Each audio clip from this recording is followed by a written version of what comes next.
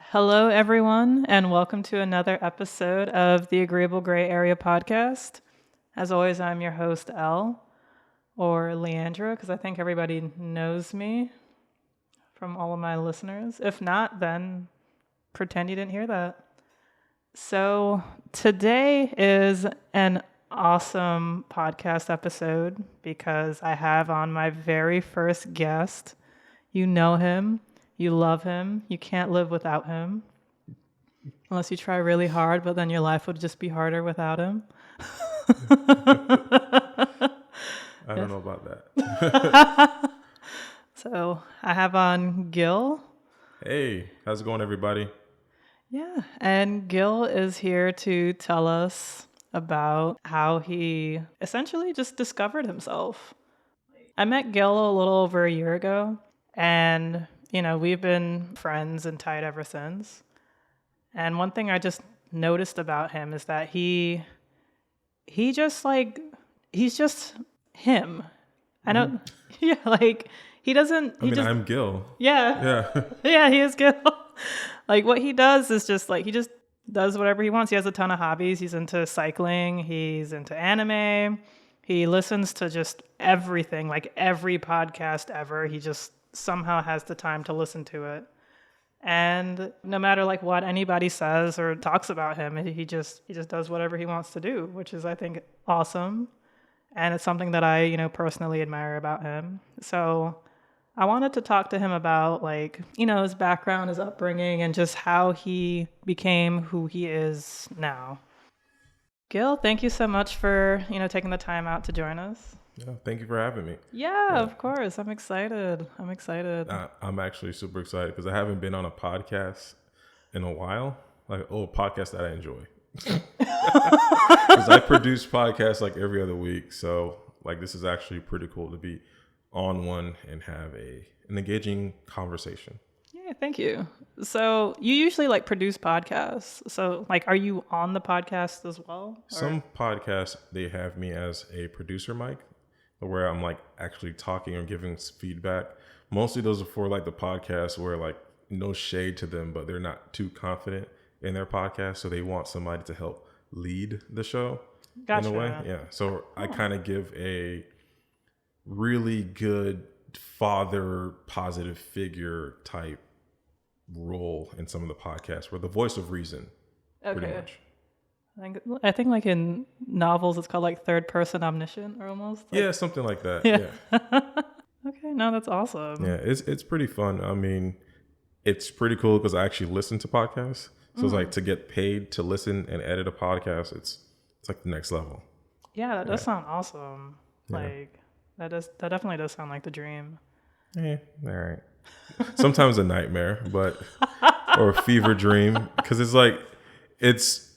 it's pretty cool because it's somebody who's paying you to do something that they don't know or aren't really too confident in. Right. And it's you're doing a whole consultation. You're telling them, hey, this podcast is going to be fun. You're going to be they're going to be talking about this. And they're like, I don't know. I don't feel confident. And you can hear it in their voice. And that's why when I have a producer mic, I kind of can see it and just jump right in and just help them all out. No, it's necessary though. Because you got me to really buckle down and start my own podcast. It's something that I've wanted to do since maybe 2014. I know I mentioned this in a previous episode. And, before I was trying to have a friend be my co-host. I felt like I needed to I guess in a way lean on somebody else. Mm-hmm. But, you definitely just pushed me. You're buy this mic. I was oh, fine. Yeah. I was just start it. Audacity is free. We're actually using Adobe Audition, kind of begrudgingly to my stubbornness. It wasn't working initially. I'm kind of glad we got it working because I'd actually prefer Audition because it's probably a little better and easier for you to manage the files. Audacity, it's I don't know. Sometimes it works, sometimes it doesn't. Oh, yeah, okay. Yeah, so I like Audition. Yeah, no, I'm liking Audition too. It's really nice, but man, it was such a bitch. Yeah. Whatever. We got it to work. Yeah, we got it to work. Yeah, that's all that matters. So Gil, tell us a little bit of your upbringing, because I know that you were a Seventh-day Adventist. Yeah, I was.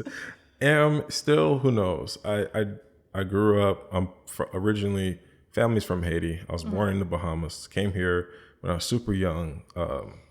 Learned English, kind of, sort of. I still don't know how to say axe. I say axe a lot. People remind me that all the time on my podcast. Like, hey, you said axe. And I'm like, thank you. But you also messed up the English is not my first language. I might sound like I'm American, but I'm not. So okay. I'm really big into. My wife helped me realize this. It's not that I'm into tech. It's more so I'm into the idea of making and doing something a lot easier, like figuring out ways to accomplish a specific goal at like a steadily or like quick pace. Okay. And that's always kind of been my whole thing. Like I used to draw comics all the time. So what I ended up doing, which I didn't know this was a thing, where I would draw comics, scan them on my computer, and repeat those character poses, like so I can readily create comics a lot faster. Nice. And that was just like a hack that I had. She's like, people do that all the time. I'm like, what? She's like, yeah, like people do that all the time. And creating like stock audio clips or video clips for my podcast or whatever the case is. So I love technology because it helps you do things a lot easier. Right. Yeah. And cameras, that just kind of like, it goes with the flow. I love photography. I love videography. And the thing is, I love it because I'm able to like have an excuse to hang out with friends. Okay. Like 2016 to like 2018, like if you go like my Instagram, I was vlogging every single day with my iPhone 7. Ooh. I just was vlogging, creating, going to different coffee shops, meeting new people, just having long conversations with people and just never talking to them again over like about podcasting, about photography. It's just, I don't know, that part of the world, that part of just society is great. It's beautiful. Like creators are very open and they're nice. So yeah. Yeah. No, I've definitely realized that and learned that too. Like, so I know from when I was working with like the Andrew Yang campaign, like I met a pretty well-known YouTuber named Roberto Blake, and he's a legend. Yeah. Yes, I love Roberto Blake. Yeah, he's awesome. Yeah, and like actually, like we've had like just like conversations. Like he's been on the Melanated Council like years ago, and like after the show, he was just like up talking to us, just giving us advice and just like just like some real world information and experience. And it's like like this is a guy who like charges like $300 for like this kind of information. Yeah. And it's worth every penny, I would say. Yeah, he's great. I have him on alerts on Twitter, so when he tweets, I can just see it. Yeah. And I bookmark like several of his tweets. It's him. It's a bunch of other people. Like I really respect him. Like I've been watching him since I was a child. Really? I wouldn't say a child, but more so like high school, college days. Okay. Yes, I've been following him for years. Like. Yeah. Okay, nice. Yeah, no, he's legit. He's the real deal. Yeah. I admire him and look up to him like a lot. No, he definitely knows his shit. He definitely knows his stuff. Yeah, there's a lot of creators out there that I just enjoy watching or listening to. And Roberta Blake, he's one of them. You have Sean Cannell from Think Media. Okay, yeah. He's great. I'm not gonna not mention Tom Buck. Yeah. I genuinely love Tom Buck, and I just recorded a podcast this week listing all the podcasts that I love. You're on there. The Melanated Council's on there. Tom Buck is on there. It's just like this creator world won't be what it is without like genuine people. Yeah. So absolutely. Yeah. No, I wholeheartely agree with that, because there's a lot of people, like, I don't want to like shit on them, but like there's like a lot of people who are trying to create things, but I feel like they're not doing it from the heart. They're kind of just doing it for the clout. Yeah. Doing it for the clout, doing it for engagement. Yeah. Like I remember how I felt. Like I felt really weird when I was creating shorts a couple of months ago. Like I was doing shorts, but I was just repurposing old content. Yeah. And I just asked myself like, all right, why am I doing this? Like reels, like I was doing reels for people. I was like, what is the end goal? Like, and I remember when I was in the 7th grade, my teacher asked us, what do you want to do when you grow up? Like, what is something you want to accomplish? And it's like, I want my art around the world.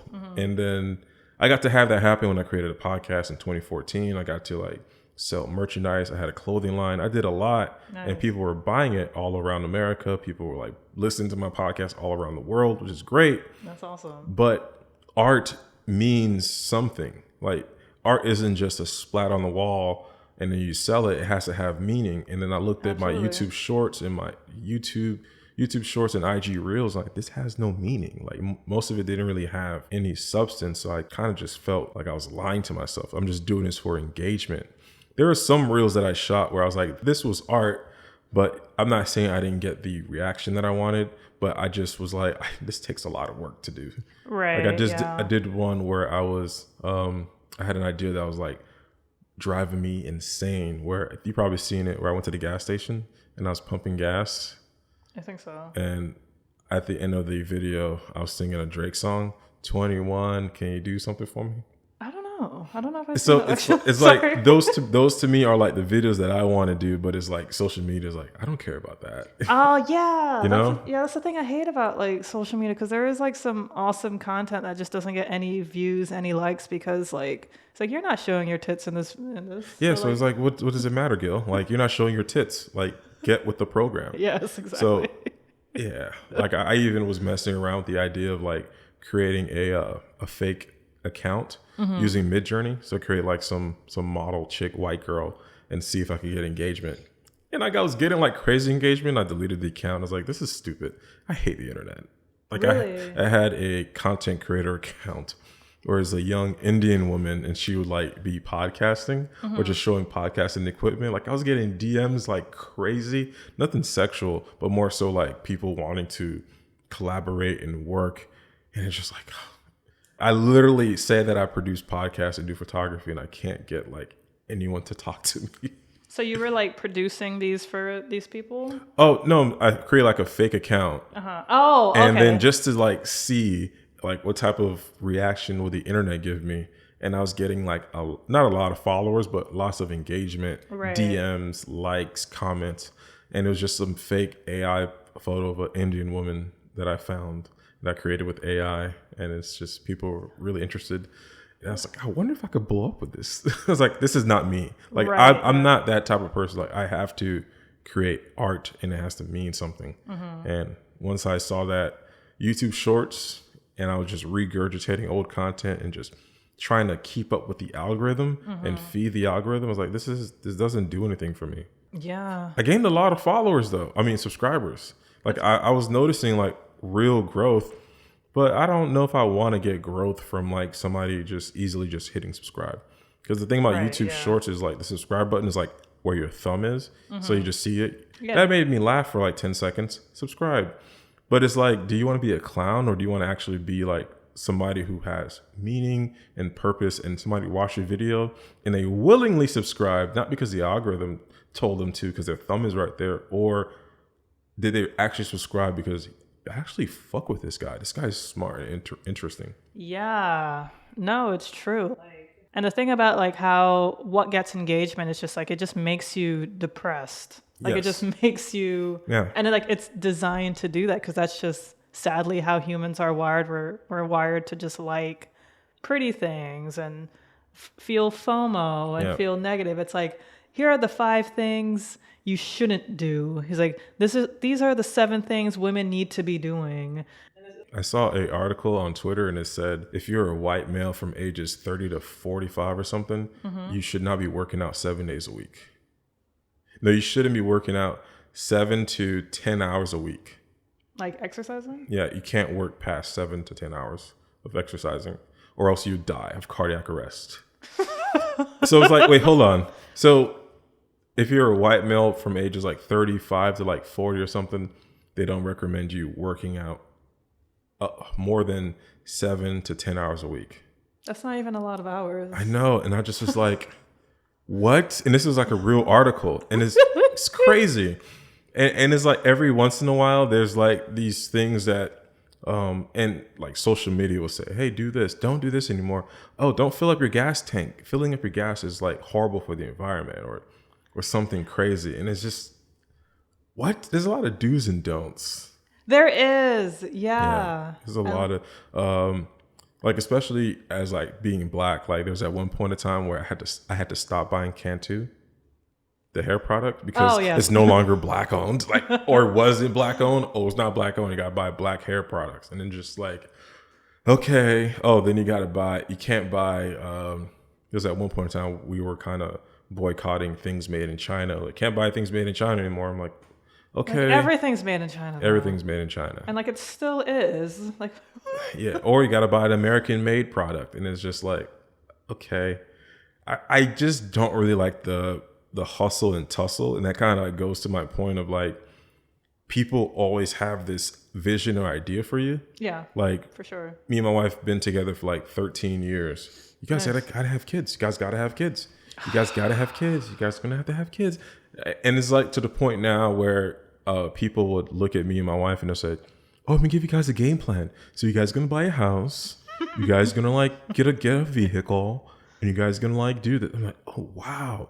Get a really good job. I'm like, oh my God, that's so amazing. Yeah. And then you guys start having kids and you do this, investing in your 401k. I'm like, tell us more. Before I would like stop them right there and then give them information that they're not qualified to know. Okay. Because it's like, you would want to say, well, I bought my house when I was 26 years old. I'm married. Me and my wife are happily married. We're great. We have great jobs. I don't need your advice, which is good. But my thing is, I always look at like the source of them. They probably seen my wife, and it's all about the intention. It's like, okay, I want to help these people out. I don't have a Sony A9 to give Guil because that's what Guil really wants. Babe, Sony A9. Sony A9. I don't have a Sony A9 to give Guil. I'm saying that 3 times. But so I'm going to give him some advice, and it's coming from a good place, a place of love and a place of compassion, or that's how they kind of understand it. Right. If they didn't say anything, they would kind of be like, they'd feel, well, fuck these guys. I don't care about them. I don't really have anything to give them. So because she's doing great, he's doing great, fuck them. But that's how I kind of like interpret it, because if I don't, I would hate people. You know? Trust me, I get it every single day. Oh, you should do this. You should do that. Hey, did she die? Oh, you know what you should do? You should do this. Oh my goodness. Like that's why I hate telling people like I used to do like stand-up comedy or like all these other things. Cause like I tried not to send you jokes. I did a couple times. Yeah, you did once. And I was just like, okay. Yeah. No, it would just drive me crazy. Cause like every second, like, oh, are you going to, like, it'll just be like some interaction that like something that happened in their life. And then like, they want me to just make it into a joke to say it on stage. I'm like, no, that's your life. You tell the joke. Yeah. You can do this. Like, it's not for me. Yeah. But like, yeah, like, you know, I've gotten stuff from like doing like the Melanated Council. Like my mom constantly critiques me. Like, there'd be times when like she's like texting me and I'm like looking down, reading it, and I'd probably looking upset, like live on stream because she's just saying something. Like I've had, you know, like other friends like just say things like, oh, you should do this, you should do that. It's like I don't mind like suggestions, but yeah, like what you were saying, like I totally get like where they're coming from. Like they're excited for you, but then like it just sort of comes off feeling like managerial. Yes. Yeah. But I just have to know that they're not the manager of this department. They're a manager of their department. Right. I work in Guil's department. They work in Melvin's department. Right. And they're just trying to help me out. And I'm like, I'm good. Like, we're good over here. Like, yeah, you got all the layoffs. We're fully staffed over here. Like, we're totally fine. But that's how I have to look at it. And it's like, I'm not going to allow it to people to disrupt, because I've used to get pissed. I can imagine. I used to have like horrible anger issues to the point where it's just coming from like an island background, like people always telling you what to do. You're not going to tell me what to do. That's like my Irish Jamaican accent. But I just hated being constantly told you're doing this wrong. You're doing that wrong. Yeah. You have to do this. How the Lord is going to think about what God's going to say. Yeah. What your cousin's going to say. Hey, your cousin is doing this. Why don't you do that? Why can't you be more like your cousin? And it's so weird when I tell people of other nationalities or other races about how Jesus, there was that one point I hated my parents. And I'm like, what? Yeah, because they kept telling me what to do. Man, that's just parents. Like, no, you don't understand. It's different. It's different. You don't understand. Something completely different. But it's just, I just have to learn that I'm not going to allow somebody to control me. Either tell me what to do or emotionally. Like, I'm not going to allow somebody to just come up here and just say what they want. And then I'm supposed to be upset or happy. Like, I get to take in what they're telling me, digest it, and then take the nutrients that they're giving me, or just shit it all out like it's corn. Like it's corn? Because corn has no nutrients. You just shit it out. Oh, yeah. Shit it out. Okay, I thought you said shoot it out. Yeah, well, that too. Oh yeah, I guess. I was like who the heck has like some corn gun? Yeah. No, because I did want to mention how you seem to listen to everything, and like you listen to a lot of things that a lot of people would say is very controversial. And sometimes like you send me things and I don't know if you're just wanting my opinion or like if we're on like the same opinion, but I do appreciate like some of the things that you do send me. And I guess I'm just like also wondering, like, you listen to everything. So like, what do you do to just like filter things out and not let it influence you personally? I also send you those things because I want to hear what you think. And then I'm not saying that I formulate my opinion out of your response, but also just more like confirmation. Like, oh, okay, she thinks like that. Cool. I think the same way. Like my friend just thought the same way or thought differently. I listen to a lot of stuff. Like, I love video essays. I don't know if you like that YouTube genre type stuff. Like FD Signifier. He's like a video. Oh, yes. I love him. Yeah. I don't love him. He's not Tom Buck, but but can't cheat on Tom Buck. it's more so like I love conversations. There's this young creator. Her name is Mooncat. Mune. I've heard of her. Mooncat. Yeah. She's phenomenal. Okay. She's great. She gives really good information. And I just love people actually having conversations and you get to hear their idea. You sent me this Bahamian guy before. Was it you? I think. He talks in a car. Like he talks in a car with a microphone on YouTube. Maybe. I forget his name. I don't know. But he kind of talks about a lot of the stuff that a lot of people talk about. Manosphere, dating, relationships, businesses. And I love all those different ideas. And because I have lots of ideas. Right. I have lots of ideas about home ownership, renting, marriage, pets, parents. And it's like I have all these ideas and nobody can really tell me like my thoughts and feelings on them are invalid. Because I understand that, hey, this is like my idea. Right. This is just me. Right. And when I listen to like the one podcast, Pearly Things. I mean, like just Pearly Things? Just Pearly Things, I think her name is. I get to see how like immature she is, or I get to see how like stupid people who and I read the comments because when I'm watching the video, I go through the comments and I see how racist or hateful some people are. Yeah. And then I get to watch what's his name? Mediocre Tutorial and Reviews. MTR. Mediocre Tutorial? Yeah, he oh my God, the name is crazy, but he's a great guy. Overall great guy. But there's sometimes he says some stuff and it's like for me, I'm not a team person. I'm not on the right, I'm not on the left. But there's a lot of people that literally go hard for their team to the point where they're hurting themselves. Yeah. And that's for me when I say, okay, I gotta move out. There's this other guy named Alpha Male Strategies. I've heard of them. I think they're on Twitter. No, it's just one guy. Right, I know. Yeah. My bad. I'm out here using like non-binary. Is he? No, he's not. It's a habit. Yeah, but he's so my whole thing is I love content creation. So I love seeing people's setups. And it's so, I wouldn't say infuriating, but it's like when I see a guy in a shoebox talking with like 800,000 subscribers talking about women ain't crap. I hate all women. Black women don't know anything. I'm just like, he's in a shoe closet. Like lighting, he's wearing like, he has like yellow lighting and he's like talking on like, I don't know, like a cheap microphone. And to me, it's amazing.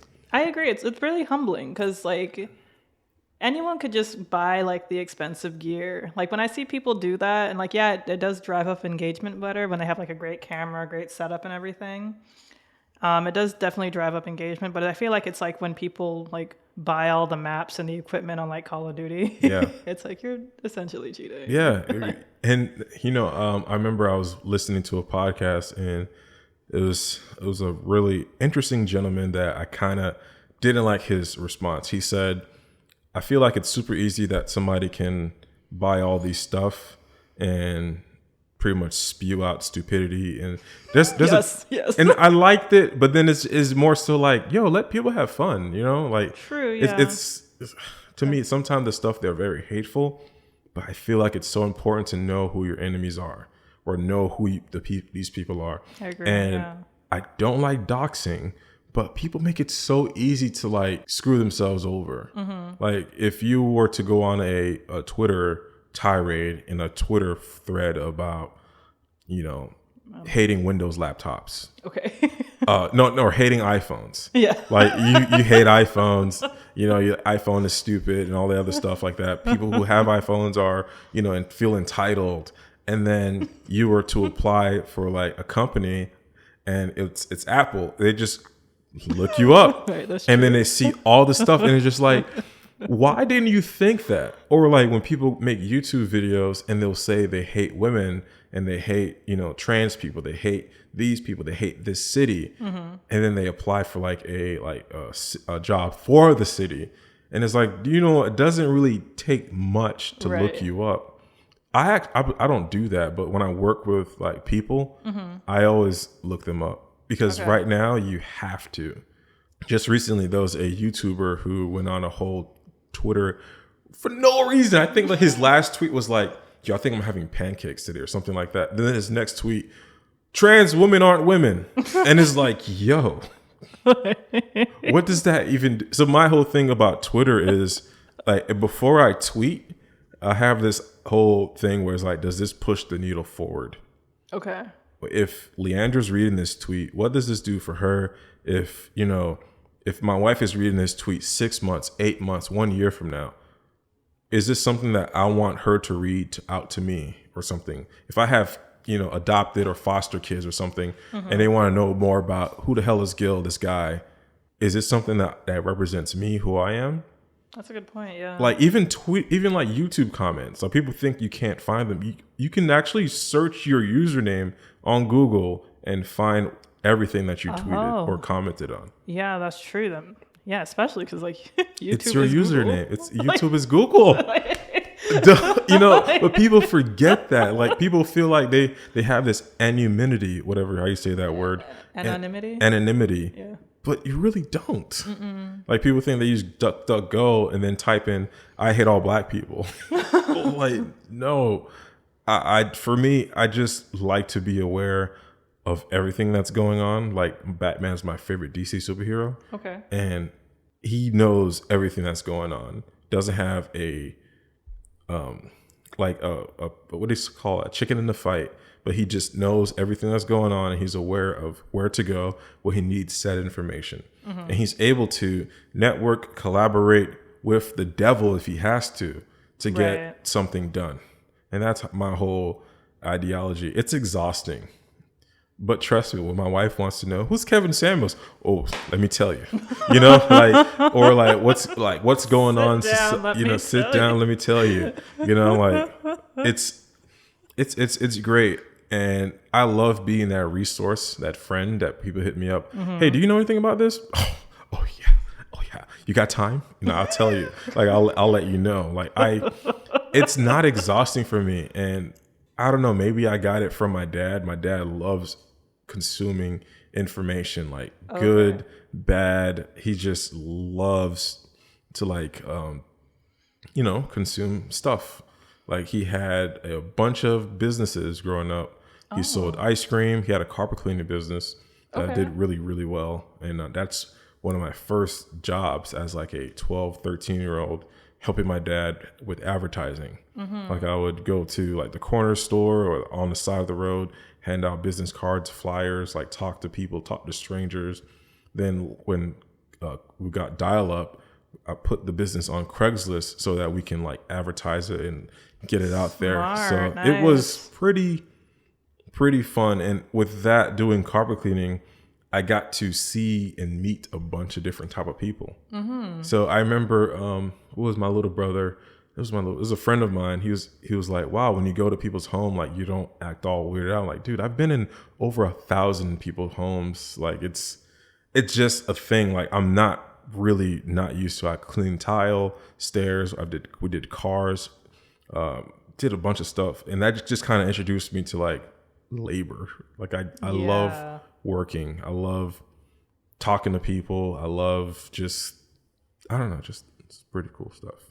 There's a couple of things where like I'm 33 now and I'll have time and I'll be like, wow, this thing that I did as a child really just, elevated. And because I kept putting money into that stock, kept investing in that. And like my dad was having this conversation a couple of years ago. He was like, because when I was in the 9th grade, he sent me and my little sister to a vocational school so we could learn how to build computers. Oh, so he paid like $9,000 for me and my little sister. I was in the 9th grade. So I was in that vocational class from 9th grade to like my junior year in high school. Okay. Where I would just learn how to build computers, work with computers. Then at one point in time, the guy, his name is Renaud Santil. He's a Haitian engineer. Okay. He had me and my little sister teaching the Haitian adults how to fix computers, how to install DOS, install Windows, install all these other cool stuff. And it was just to the point where that's where I kind of believe I got my start doing consulting and teaching people because I started way back when. And it's not that I can figure stuff out, but I have a high aptitude of like learning how stuff works. And now I'm a mechanic. True, and it's just like small little things that just trickle in to just help you be the person that you are now. And even like the conversations that I'm having with people, they kind of derive from listening to NPR. Like I said, when I came to America, I didn't speak English. So I listened to NPR, listened to talk radio. As much people hate Rush Limbaugh, I used to listen to Rush Limbaugh back in the day and just learn conversation, learn debate, learning how to just have an idea, and you don't have to like insult somebody with it. You can just have a talk conversation. I learned that through just listening to Diane Reen, listening to Terry Gross for years and years, and that just kind of just elevated. And it's like a RPG. Like you ever play Skyrim? No. Like I know that everyone on the planet has played Skyrim but me. My wife has played Skyrim. Like, are you kidding me? She's not even a gamer. I just like I knew because I'm not a big fan of like the whole like big sandbox kind of games, and that's like you could just literally play it for like 10,000 hours and not do anything with the main story. Literally, like that. Like I can't. Like you could do so much. I need like just like a beginning, a middle, and an end for my video games. No, I'm not like that. Like for me, I could play the main story, but to my point was like in the game you have like different houses. Like how those fairy people believe that they have like zodiac houses and placements. Fairy people? I don't know. That's what I like to call them, like the astrologists. That's the word. Fairy? Isn't it like a fairy thing? Like people believe like there's. I don't know. I don't think it's a fairy. It's like I don't know. Like it's like very like. I don't know. It's not science. It's like it's like my fellow dreadlock people. What does that mean? Like usually like it's like earthy people who have like the crystals and like where like, it's like not a thing. Like when my wife had like sister locks for like 13 years and she was never into the rocks and the earthy stuff. Neither am I. Yeah. Not everybody has dreads, has weed, people. I know. Like, oh my goodness, on dating apps, guys would always ask me for weed. Yeah. It's not a thing. No, but like with Skyrim, and I wholeheartedly believe this, like your life and our life imitates art in a way with video games, and video games imitate life. Yeah. So with Skyrim, they have like different characteristic traits that you can foster and build up. And I just kind of believe like everybody has something that they're putting energy towards learning. Like if you're being a bad person, you're continuously putting energy and points into aggression, anger, envy, and all those other things, because you're fostering that. You're paying towards that. But if you're wanting to level up and change, you start going to the gym, like they say, a habit takes 21 days to build up. Well, that's a new story arc. You can think about it that way. True. Hey, if you're doing this habit for 21 days, you have a new story arc. You're now a gardener. 21 days and you start learning how to, pot seeds and all this other cool stuff. Yeah. You're like in Animal Crossing or Harvest Moon or something. Yeah, Harvest Moon. Yeah, that's a great game. Yeah. I used to play that all the time. I used to be late for school to play Harvest Moon. I remember vividly, like, being like at 7 a.m. playing Harvest Moon, and a whole hurricane destroyed my farm. I lost my mind because I was like, there's a hurricane in this game? What? It's insane. I was a child. I still am. Life imitates art. Yeah, right? Literally. I was so like, oh my God, there's no way there's a hurricane in this game. How do these people think about that? Like, duh, they're adults, not children. Right, yeah. They've lived through hurricanes, or at least heard of them.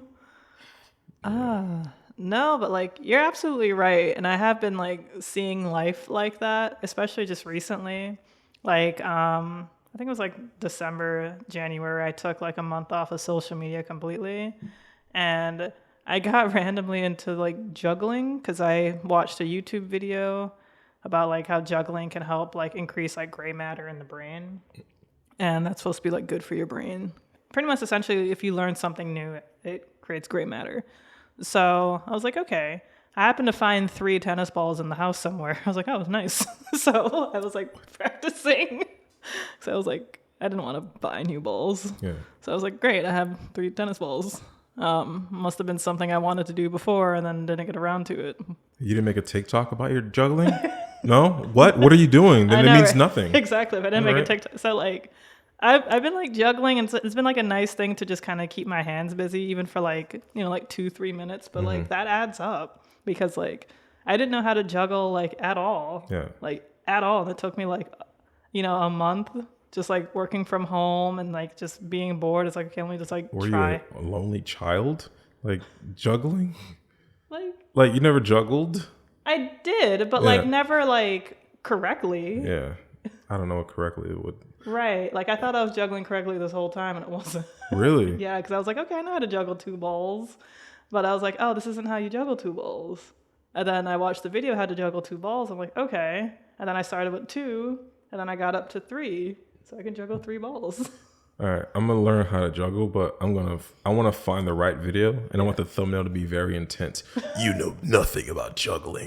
Like, oh my God, forget everything you know about juggling. I'm like, oh, this is the video. Yeah. But if it's like 20 minutes, I'm not watching it. It's like I might as well listen to a podcast. Right. Yeah. But like, I feel like my confidence with juggling, like I didn't really realize that. I didn't put the pieces together until recently. But like I gotten the confidence to like, get better at swimming because Oh, you're juggling a lot of stuff there. Yeah. Hey. So, like it's giving me the confidence to like, get into like swimming because like I wanted to do that for like cardio. So, I've been swimming like every Sunday and things like that but it's like nice because I have a pool in my neighborhood, so it's free. Mm-hmm. And B, it's like something to do. Yep. And it's a good thing to do. And like I'm learning and I'm getting better. Like, just one Sunday I'm out of the week. And, I practice maybe like 30 minutes to an hour. And that just adds up. And it's just so crazy to think how like such little time out of like your week, you just keep doing, you just keep staying consistent. And it just builds up. You like what you said, putting the stock into it, putting the money into the stock. Yep. Now I'm, building up the swimming technique. Life could be so simple. Like life is really simple. Yeah. But we make it hard. Yeah, we definitely overcomplicate it. Like I was doing a consultation for this young woman, and she was essentially like learning how to swim for podcasting, and she wanted to start podcasting. Okay. And she just wanted to like learn how to do this. And I was like, okay, cool. We're going to record. She got all her equipment and I just started talking. She's like, how did you do that? Just start talking. She's like, okay. I'm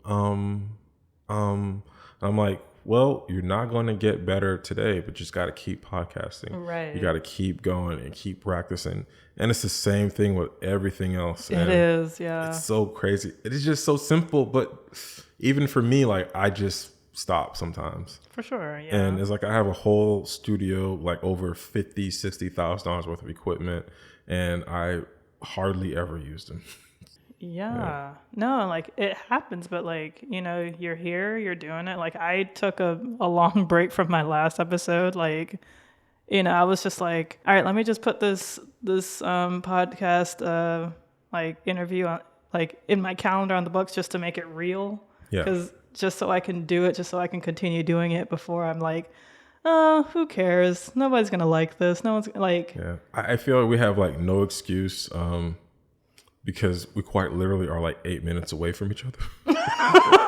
So, like, okay. Even though it's like, dude, if you don't record a podcast, you never go into like today was like, okay, I have so much other stuff that I could do. Like, and everybody was calling me. Hey, I need this. My buddy Jake's his bike. He had a little bike situation. Gotcha. And he's like, hey, come and help me out. I'm like, no, I can't. Because if I do, I'm going to be the other side of town. And then my wife was like, hey, let's go get breakfast. I'm like, yeah, but we have to get breakfast and then go to the drive-thru and then eat while we're driving home and then have to meet with a contractor. Right. So I was like, I'm leaving the house now because if I don't, even though it says it's 8 minutes away, life is going to happen. Who knows, my truck might turn to a Decepticon and say, it is time to take over the universe. Right. You know? Yeah. Like, you know, like if you got here at 2:05 instead of 2, then like maybe that was the time your truck was going to turn to a Decepticon. Yeah, you just didn't know. I was like, but it's like, what? At least you're here. You know? At least I'm here. So like I can drive you anywhere you need to go. Yes. On the off chance that your truck turned into a Decepticon. Yeah, but if it just turned into the Decepticon while you're driving here. That's crazy. Because the thing is, most Decepticons don't have passengers because they're against humans. If it was an Autobot, it would have the chair. I'd be able to sit comfortably because right, exactly. Autobots are actually pro-humans. Right. Yeah. Yeah, it's crazy. Life is crazy, guys. Yes, it's true. Like, and that's just kind of what always ends up happening as to like why we just don't do the things that we really want to do. Yeah, it could be like so many different distractions.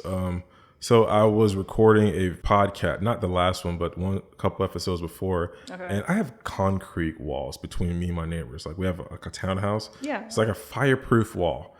He's banging or moving stuff like pictures. And just so happened he's banging the room, like my office, like the wall. Right. And it's just impossible for me to even like record because he's just that consistent tap, tap, tap. Tap, tap, tap. Oh, yeah. All right, guys. Welcome to the Guil Tap.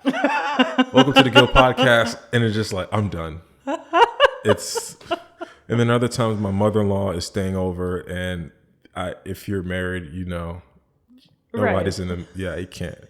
It's just every other minute. Hey, are you hungry? I just ate 60 seconds ago. Like, I'm good. Hey, make sure when you podcast to thank the Lord for your podcast. Okay.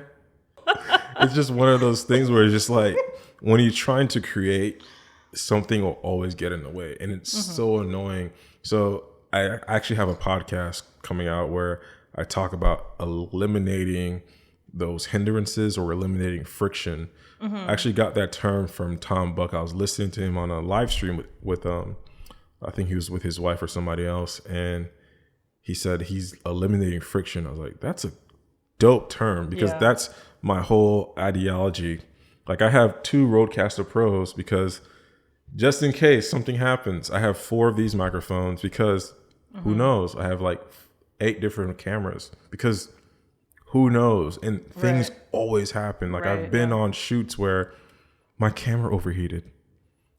It literally just says overheating. And I was like, don't worry. I have another one in the truck. I have another one in the toolbox. I have this whole tool case thing on my truck because I have like different parts. If I'm going for a bike event, I have, spare tubes, air, stuff like that. Like Jake just texted me and saying that his, he has a bike situation. Right.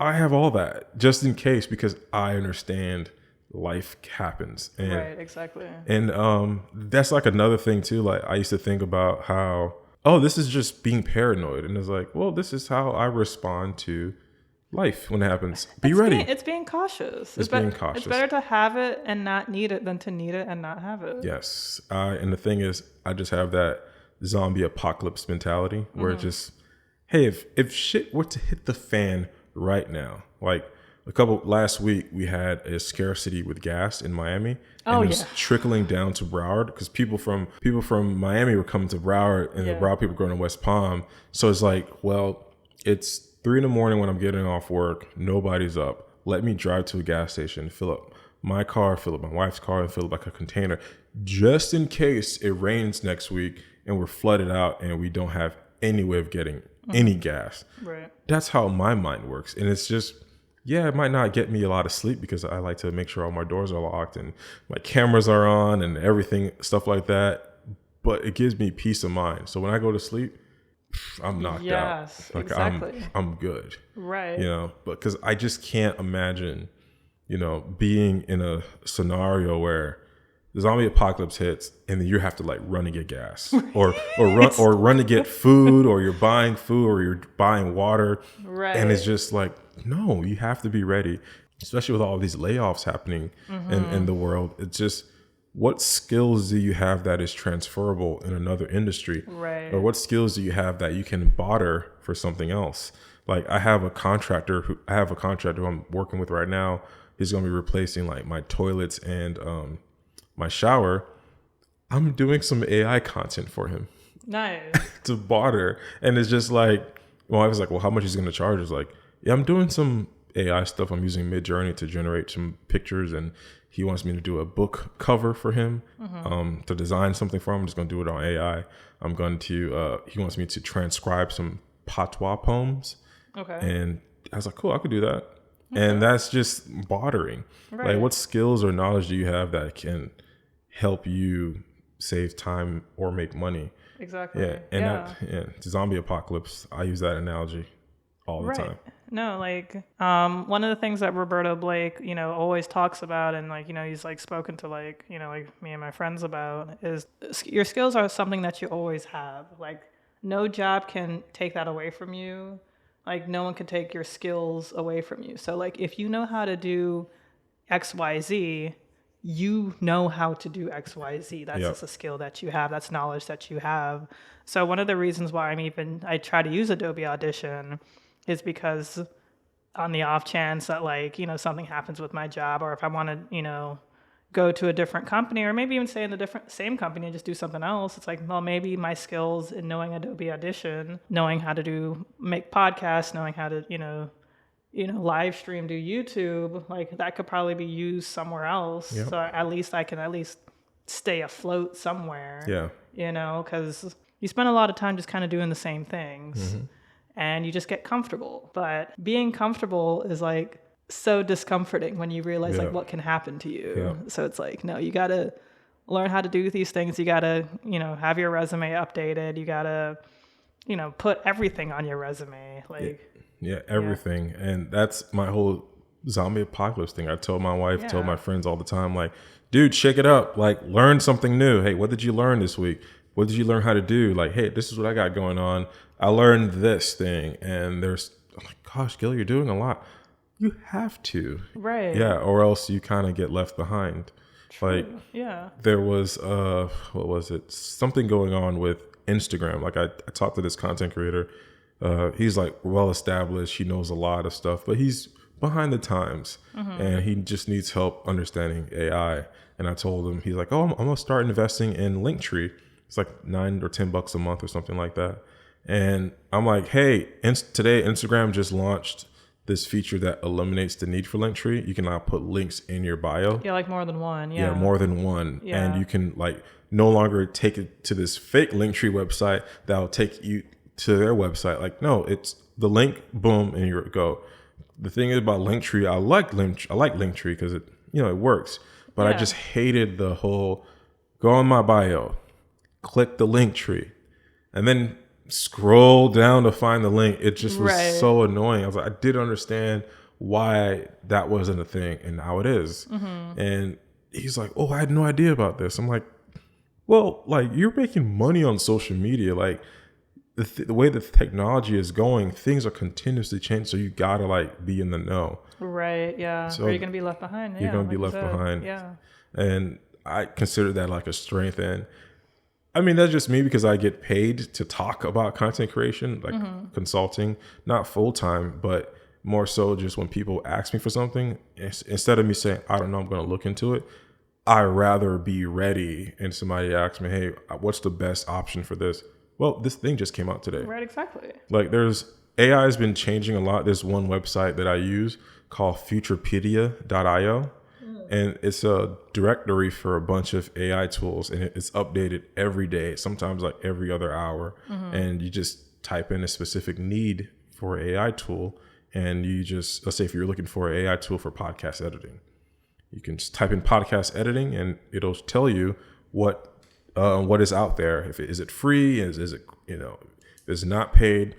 And a lot of things that a lot of people don't understand about AI right now. And I know this is not an AI podcast, but a lot of people are getting paid with affiliate links on AI. Like, I'm getting paid to even promote specific AIs, like Auphonic. Really? Oh, okay. Yeah. Okay. So Auphonic has an affiliate link. I believe Midjourney has an affiliate. There's a bunch of other AI tools. There's one called Lemonade for music producing. So like, I'll get paid to do a consultation with someone, and they'll ask me about different AI tools. So before we even like talk, like they fill out a form. I send them to my website, guildormeus.com/consult, and they fill out a form, whatever they're looking to learn. Then after they fill out the form, I get to see what, we're going to be talking about. And I just look up a bunch of AI tools that can help them out.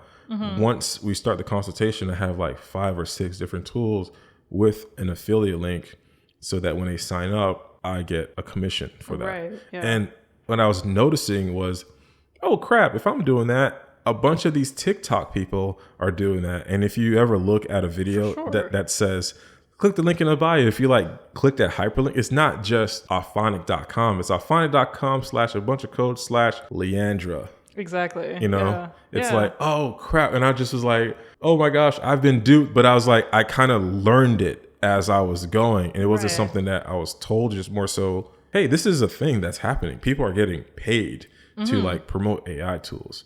And yeah, so whether you know it or not, we're all being used.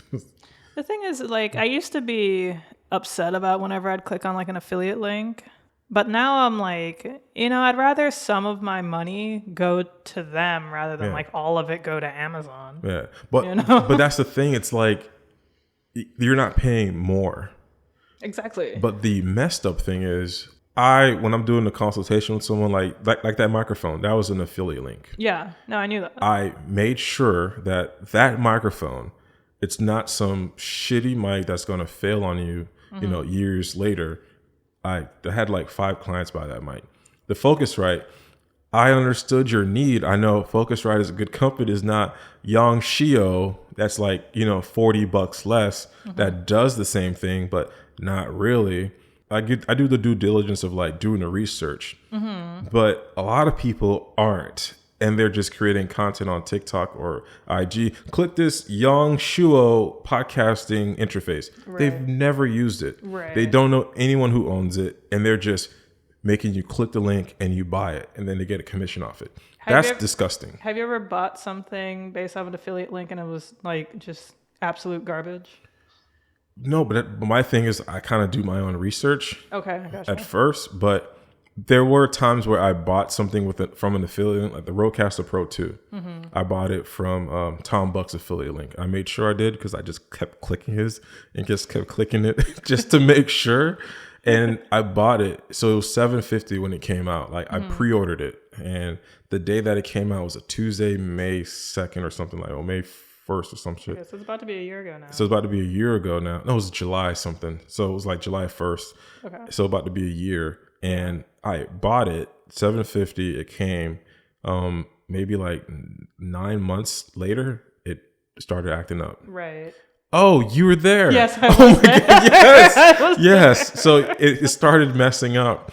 And I was so annoyed and perturbed because this is $750. Right. Like, this is a lot of money. And it wasn't something that, it's not that money was an issue, because I was producing podcasts. So the money was coming. It's pretty good, but nobody likes to spend money on something and it messes up. And not even in a year. It's not even in a year. And a lot of creators were saying that they were having the same issue. So I go on Reddit and people are complaining about, quality issues. Not everybody, right? But it's just like, hey, here's a reputable company, Rode, and their product is having issues. Luckily, this is a fairly new product. So I didn't like the correspondence that I was getting. It was very quick, but not really, because the guy, his name was Michael. I'm not going to say his last name, but he got fired. He got fired during the transaction of my thing being there, and it was lost.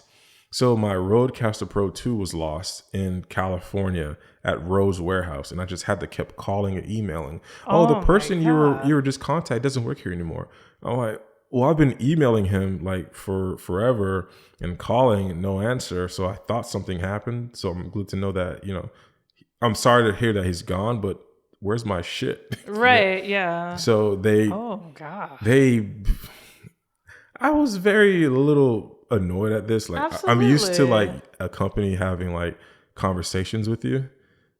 I didn't even get a confirmation email that it was coming. And just maybe a week later it came. Mm-hmm. But luckily I do have a Rodecaster Pro 1. Mm-hmm. So I was able to produce clients' podcast then, but it just kind of felt like there's here you go. Here's a brand new one. Right. Yeah. And I was like, fuck, okay. What was wrong with it? No, we don't know. Here you go. Here's a new one. I was like, that sucks. And then to hear a lot of the people are having the same issues, not everybody, but it's just more so it's enough people to be concerned. Yeah. So would I recommend a Rodecaster Pro 2? Yes. But it's so weird because Rode, I sent you the link. They just announced the Duo. And I would highly recommend it. But it's you're not really producing podcast on the go. You have a setup here and that's it. Yeah. The Duo has state of the art preset, so it makes the microphone sound good. It has a gain assist, so a microphone like this, the Shure, it would be more louder and clearer. But it's that's it. But this is perfect for you. Mm-hmm. And back to your point, I really would not share or advise anybody to buy something that I'm not sure of.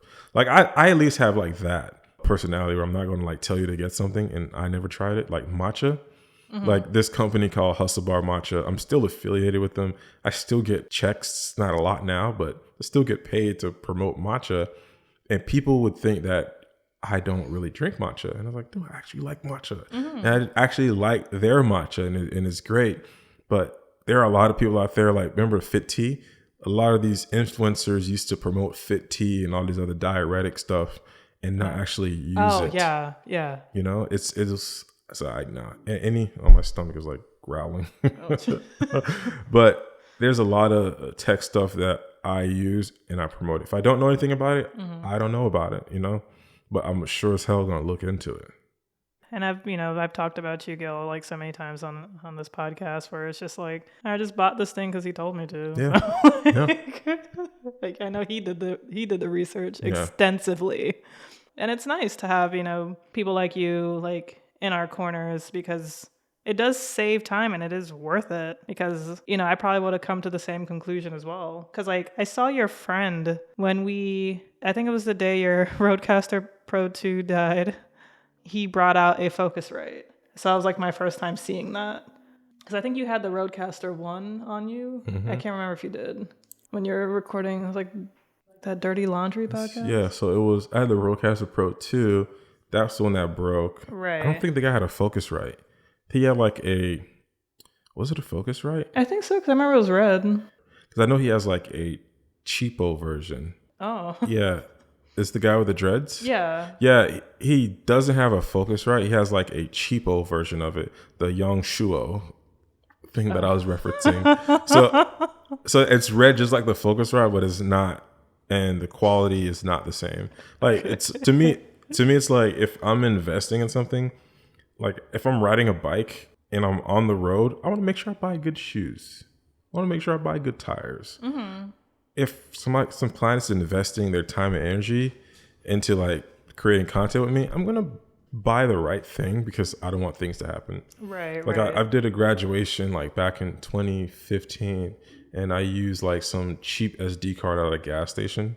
Oh God. And I lost all the photos, and I had to give back maybe like $400 that I made in like maybe like 30 minutes. Like I literally was, my God. I think I was there for like $100 for a graduation shoot, not even, maybe like $75. And then a bunch of other families came and asked me to take pictures. And I was like, sure. And I just was outside just taking pictures. A bunch of different families, getting cards, getting information. The turnaround was going to be insane. Like, and I made like $400, which is not a lot, but if it like for a graduation day, like I'm not there all day. And I made $400 and I had to give all that money back. Like all of it. Like one of the families was like, the man who hired me, they're like, no, you could keep our money, we would recoup it on another shoot. And they did, but it was hard because I learned right then and there, don't use cheap gear. Like this is, now I literally had a once in a lifetime moment, obliterated, gone, destroyed, forever in oblivion by me being cheap. Instead of me like going down the street and actually getting a real SD card from like Best Buy, right. I went ahead and bought some cheapo crap from a gas station. From like a gas station. I think it was like a gas station or like a dollar store. I saw it. I was like, SD card, that's what I need, Yeah. But this is me starting out my photography journey, and it's just one of those things I'm just learning. You can't like build off of like pennies. You can't really like start with like the cheapo crap, and everything has its particular need, and then I guess you have to like go through something to realize that. Yeah, for sure. Why did that happen? Oh well, because I was shooting on a camera that's shooting 24 megabytes per shot on that micro SD card or that SD card, and that SD card is only allowed to burn or write 80 or 50 megabytes per second, and I'm shooting 24 megabytes back to back, and it's like, hold on, guy, I can only handle 50 megabytes per second, and I'm just doing 24 every 10 seconds, and I overworked it, and now it's like, well, here's what you get for buying a $5 card, gone. And I remember this like vividly. I'm on my little Nikon, and I'm like, let me review these pictures. White. Like I'm looking at the pictures get erased. Oh. Like it was like a I swear to God, it's like the Thanos snap. Yeah. They were just like there, and they just erase. And I'm just like, okay, well, something that has never happened. Shut the camera off. Can't read card corrupted. I went to my Windows laptop, went to my Mac. I did everything I could within that day. Oh my God. So I was like, hey, let me learn this lesson now. Yeah. Don't buy cheap shit. Like, it's not going to work. Like, it's not going to work out. Like, a lot of content creators, what's the cheapest camera I can buy? None. Your phone is like the cheapest thing you should be using. That's true. And your phone is a really good camera. Your phone's actually a great camera. Like, it's phenomenal. But don't buy this TikTok influencer camera that people have been buying just to get like great 4K videos. Like, you can just buy a really good camera, but any camera could work. You just got to get the right lens. Right. Or just use your phone, because your phone is more than likely 4K. Yeah. Like, I bought my phone like damn near 4 years ago and it's 4K. Yeah. So like, no, people they don't really understand. And I feel like you have to go through something to have that journey. Like, and now in my hero's journey, I went through that. Now I understand you have to use the right tools for the right job. Even the SD card is a tool. And just going through that, it helped me realize that. And I'm kind of glad that that happened. It sucked, but hey, I got to actually call like five or six different families and tell them, you're not getting your picture. Hey, you can't get your picture. When can we meet up? I could give you the cash. You want me to sell you? The Zelle wasn't back then, but you want me to like, how do you want to do this? I want to do the right thing. Like, I'm not some creepy weirdo who stole your money. Right. I'm just a young kid who's starting out, and they're like, whoa, okay. Thanks for the honesty, Yeah. Just that it was tough. Of course, yeah. And I feel like it's even like harder, especially like being like a black man, Yeah, it's so hard. Like a young black man, But I feel like it's all about projection. Like they saw who I was. I approached him. Yeah. And I say, hey, I'm shooting at this school. I was hired with this family, but we're done. You know, here's my business card. And I had like a cool business card. I had a website. Here's my website. You know, I live right down. It was a FAU. So I was like, I work here at the warehouse. I was doing some menial job at the time. I was like, hey, we're talking to people. Yeah, okay, it's cool. Taking the pictures. So they got to know who I was for like those split seconds that we did the pictures. But right. You're right. So as a black dude, they're like, oh, of course he robbed us. You know, should have went with the Jewish looking kid. At least he would have done our taxes. Oh god. Stop. No, but at the same time, it's like I didn't want to bring race into it, but content creation in itself, in me, I feel like there's like a huge racial component to it. Okay. I can't tell you how many other people out there that want to school me. I wanted to contact you the other day after after the live stream. You were talking about a situation with guys when they're talking to you and they want to mansplain. Yeah, essentially. Yeah. So that was Tuesday, the live stream, right? I think it was. I think so. I think so because we were talking about the platonic friendships. Yeah. Something happened to me Wednesday, the day after at work. This gentleman came up to me and I was wearing a Uchiha hat, Sasuke's family. It looks like a Pokeball, but it's a fan. Right. Yeah. And this guy walked up to me for no reason. I bet I know more about that than you. Yeah, that's pretty much my whole online dating. And it was just like unwarranted, and I was honestly not in the best mood. Like I was not having a good day, and I said, "You probably fucking don't." and he's just like, "Oh no, so no that's I was like, "Yeah, it's the Uchiha clan symbol." Oh yeah. Oh you watch Naruto? No, I read the manga.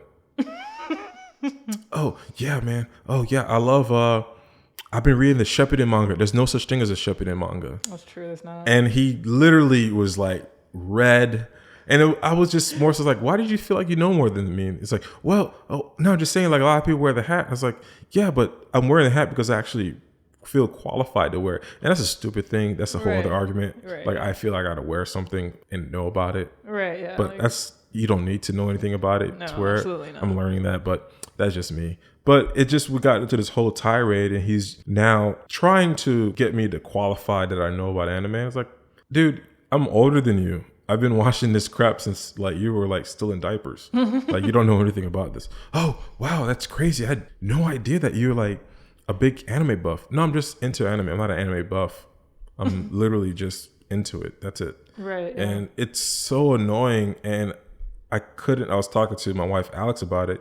And she's like, there's a racial component there. For sure. Because he sees you and he sees you as this guy. And I work in a place that was like 99.7% black. And here's this guy with this hat. He obviously doesn't know about it. He probably picked it up by accident. And I can't tell you how many other times that has happened. But this time was the first time where I actually was like, I had the time to put this dude in his place. And it's so irritating. Like, it's just so infuriating, even with technology in regards to podcast production, where people would hire me and somebody will say, wow, you guys got a little camera crew here. Yeah, man. Yeah, this lighting situation is going to be a bit little handsy, huh? Yeah, I have a 150 watt light and an 80 watt light that I'm going to be using a softbox with. Oh, yeah. Bicolor? No. Full frame, huh? And just like throwing terms out there, and it's just so irritating. It's like, dude, I don't need you to I'm already paid to be here. Right. They're paying me, not you.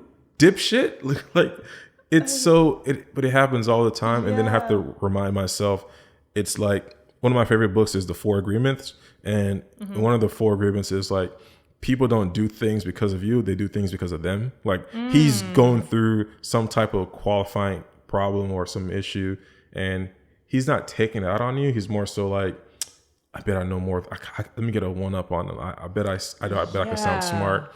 And it's just, no, it's him. It's just like some weird competition shit. It's always some competition shit. And it happens, I'm pretty sure, a lot with you being a black woman. Yes. It's like, let me tell you about hair. Because, you don't know about hair. Oh, glasses? I know about glasses. I should tell you about glasses. Oh, my, because I hated putting, I like putting anime and video games on my, dating profiles when I was dating. It's just the guys that you just attract. It's like, oh, tell me your top 3 favorite anime. And I would just say 3 random ones because I was like, I don't want to sit here because I know the next thing is just going to be like, oh, so you really are about that life, huh? And I'll be like, oh my goodness, thank God you approve. Yeah. I've been waiting all day for some random person on the dating app to approve my love for anime. Yeah. But you have some people that, sadly, you have a lot of women and men who require that validation.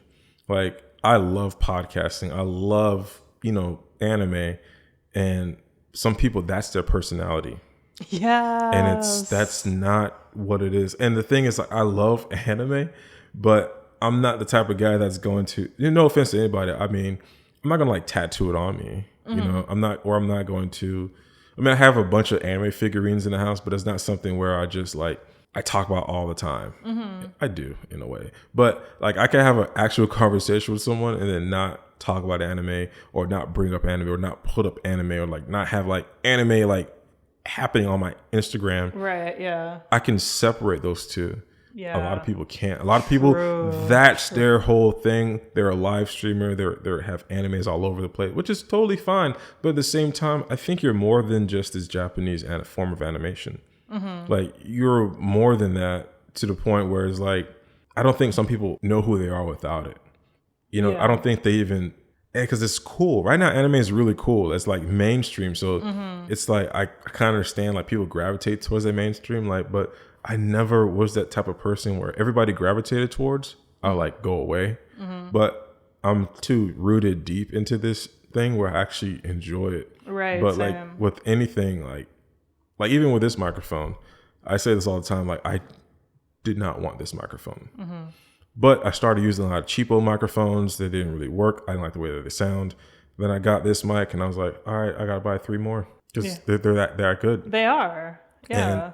But the thing is, outwardly looking, oh, you just got this microphone because everybody else did. But it's no, I actually do this. And it's no, I don't have to qualify that shit for you. Right. Yeah. Screw you. Screw you. I like it because I like it. Right. Yeah.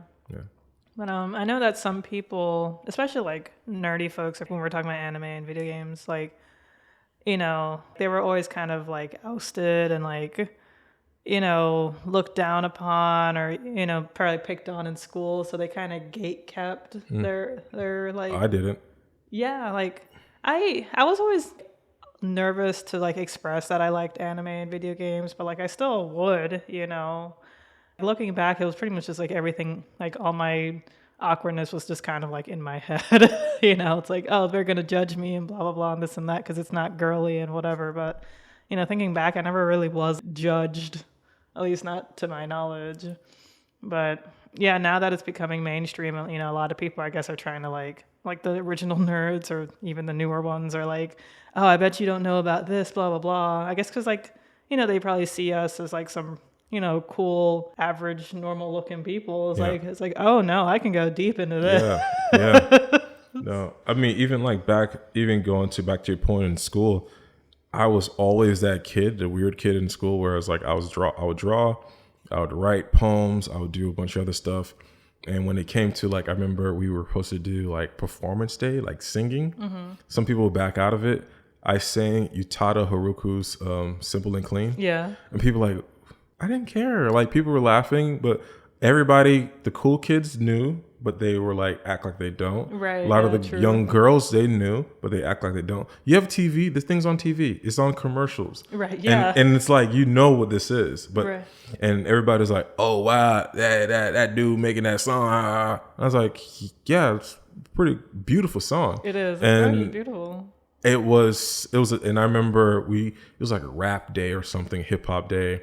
And I sang Samurai Champloo's song. The opening? The opening. I forget his name. But I rapped that song and people was oh, that's that shit on Adult Swim. I'm like, yeah. And it just was, I was that guy that just, I didn't give a fuck what all the cool kids were doing, because by the end of my junior year or senior year, I was that nerd cool kid that didn't give a fuck. I played Yu-Gi-Oh! When I wanted. Mm-hmm. I would fix my deck. I had, my junior year, I would literally bring just a drawing pad just to draw every day. Nice. This is not cool, guys. Don't follow this. But in the 7th grade, I declared to my teachers that I want to be an artist. So I drew for a whole year and just drew and just stayed back. Don't follow me. But just to let you know how extreme my defiance is, in my pride, blame it on me being Haitian. Because I don't care what people tell me. I would continuously do what, like, yo, where's Guil? Guil's not in the 8th grade. No, he stayed back. Why? Because he drew all day. Like, I literally just wanted to draw all day. But that's how devoted I am to something. I was on the honor roll. I was like perfect attendance the year before. And then that 7th grade, I was like, I'm going to be an artist. I wasn't a bad kid. Just decided to draw. But even with that, like, I still didn't allow the public school system to not allow me to like be creative. Like, I was still inducted in a lot of, my pieces were in the art museum for Fort Lauderdale. Nice. I joined the robotics team in my school. I would do their murals. I was just still heavily involved in creation, regardless of how the school perceived me, and was just like, well, this kid, we're gonna hold him back. I still didn't allow that to like not make me creative. I just like, oh, I guess I'll get a new set of friends because my friends are leaving to go to another grade. I got to make friends. Like, I never look at a situation and see, well, that sucked. I made a mistake. Well, this is just it. We're here now. Keep it going. Yeah, true. No, that's life. Have you ever seen the show, The Morning Show? I want to watch it, but it's like one of those things where I know it's going to be good, but I just don't have time. Like Ted Lasso. Yeah. But there was, and this isn't spoiling anything on the morning show, because, you know, it's about an early morning, like, news show, like Good Morning America kind of thing. So it was the new chick's first day, and, like, you know, she said something that was just crazy. And then, you know, and then, like, they just had to keep it moving. And then after the show, the new chick goes to the tenured chick, like, yo, this is crazy. I'm freaking out. Like, what do I need to do? And she was like, the tenured chick was like, you know, you just got to come in. You got to come in the next day and just do it all over again. You got to, you know, just pretty much just like let it roll off your back. You just got to keep it moving. And it's like, yo, that is so true. Like, life waits for nobody. Yeah. Like, you really just have to, you know, use your time wisely and just keep it moving. I'd give anything for just to have time stop for a bit, but it's not. It won't. But can you imagine if a lot of people had that understanding? Like, they wouldn't be so concerned about, if I start a podcast, nobody would listen. Like, oh my gosh, somebody's gonna think I'm stupid. Why are you allowing somebody else potential thoughts? Right. It's not even a real thought. Not even a real thought stop you from being yourself or doing something. And it's crazy how a lot of people hinder themselves from doing something. Life is so short. It's like, oh man, if only I did this, if only I went here, if only I did this with this person. You had the opportunity to do it, but you didn't. And now that reality never existed. Right. Like, it's so weird. And I believe, you ever heard of the term future self? I guess, is it kind of self-explanatory? Well, yeah. Okay. Like, for me, like, my future selves are like, it might sound crazy, but I am fully aware of my future selves. Okay. Like, I have this idea of the councils of Guil in my head, and my wife could explain it better. It's more so like, in my head, there is like a long table. I've been thinking about this ever since I was a kid. Mm-hmm. There's the Guil, and the thing that explains it is this movie, the movie with like the girls and her thoughts, a Pixar movie. Oh, Inside Out? Is it Inside Out? I've never seen it, but I've seen like her feelings? Like her feelings, yeah. But imagine not them feelings, more so like different aspects of yourself. Well, I guess feelings would be. But I have like, you know, smart Guil, asshole Guil. And these are just like, but also future selves. Mm-hmm. Hey, if you keep doing this in the right direction, you're now putting points towards engineer Guil. You're now putting points towards art class teacher Guil. And I feel like there are sometimes our future selves disrupt specific things. There was something you said earlier, forgot what it was, and I was thinking to myself, I guess future L put something in the way so that doesn't happen. Was it the juggling? Was it the swimming? The juggling. It was something, the tennis balls. I was like, you said you found 3 tennis balls. Yeah. And I was like, I swear to God, I was like, oh, I guess future L put those 3 balls there because she knows that you will find it and you're feeding that. And I think about that every single time. I like that. I like that. And it's like, you would see something or something might not happen. Like, it's like, I want to accomplish things so bad. And so I want to like I do a lot of things and I accomplish them. And it's like, people would say, man, God must have did that. But I like to say, my future self did. My future self sabotaged Rodecaster Pro so I could experience that tragedy and learn, hey, bitch, that's why you have that first one and you didn't sell it. You have a backup. So that way when business happens, you can continuously flow. Like my business didn't stop. That's true. I kept going. And also, so I bought another camera. So then my camera would overheat. I have 2 other cameras I can just operate with. And it's just that learning that lesson over and over, because sometimes you go through something and you're like, oh, I learned that. And then you stop doing it. And then then the thing happens again. I like to think your future self is like, remember the lesson you learned. Let's reiterate it. And I like to give myself credit, even if it's not me. So I just came up with this future self, Guil. No, like I have a future self thing, but it's like a little bit different. It's like, I think of like tomorrow Leandra, like how I usually explain is like, I clean the dishes at night. So tomorrow Leandra could, easily make breakfast and cook. Now it's kind of just like become a habit. I've been like slacking on tomorrow Leandra, unfortunately. Like I still clean my dishes, but like, today, I went for a jog this morning because I've been feeling, just like kind of just down. And like, I've been like totally in a funk because my shoulder's been hurting and I've been seeing a physical therapist. What happened with your shoulder?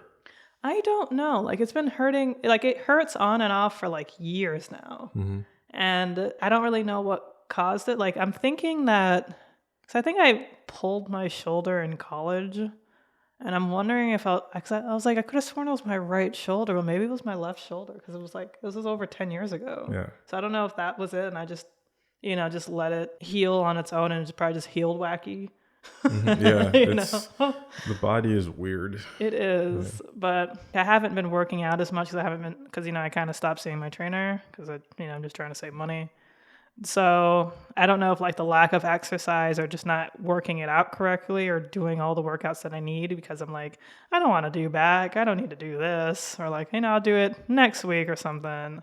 And that's probably just what's caused it. I don't know. That's why it's like hurting this time. But I was like, I'm not getting any younger. Let me actually see like what this is. Yeah, exactly. Yeah. So it's just like rotator cuff like issues.